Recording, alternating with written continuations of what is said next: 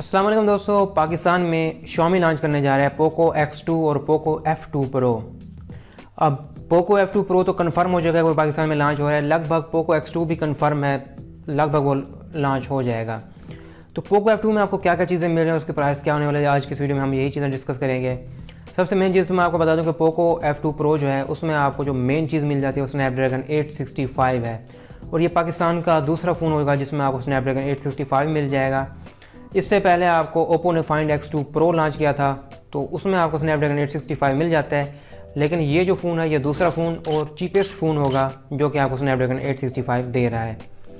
अब हम इंटरनल्स की बात करें तो इस मोबाइल में आपको 6.67 इंच की सुपर एमोलेड डिस्प्ले देखने को मिल जाती है, और ये एक बेजल लेस पैनल है, यानी कि इसमें आपको जो कैमरा मिलता है कटआउट वगैरह कोई देखने को नहीं मिलता, बल्कि आपको मोटराइज कैमरा देखने को मिल जाता है। HDR10 प्लस की सपोर्ट के साथ इस मोबाइल में आपको बैक और फ्रंट के ऊपर गोरिल्ला ग्लास 5 की प्रोटेक्शन भी देखने को मिल जाती है।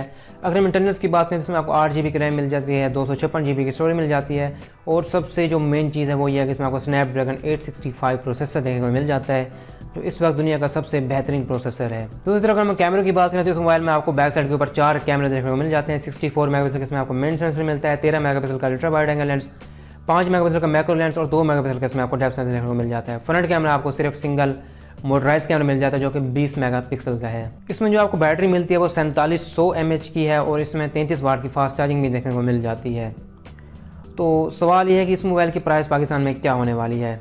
इंटरनेशनल मार्केट में इसकी जो प्राइस है वो 500 से 600 यूरो के लगभग है, तो उसकी कन्वर्जन हम पाकिस्तान में करें तो उसकी जो प्राइस बनती है वो 90,000 रुपये बनती है, और अंदाज़ा भी यही है कि ये पाकिस्तान में 90,000 से लेकर 1 लाख रुपए तक आ सकता है। अगर ये 90,000 से थोड़ा सा भी ऊपर जाते हैं, यानी कि 1 लाख रुपये, 1,10,000 रुपये, तो उस प्राइस रेंज में आपको OnePlus 8 मिल जाता है, जो कि मेरे ख्याल में इससे कहीं ज़्यादा बेहतर हो जाएगा।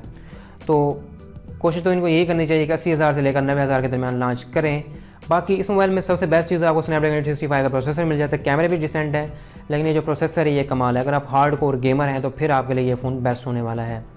तो ये थी आज की वीडियो। आई होप कि आपको वीडियो पसंद आई होगी। मिलते हैं नेक्स्ट वीडियो में, तब तक के लिए अल्लाह हाफिज़।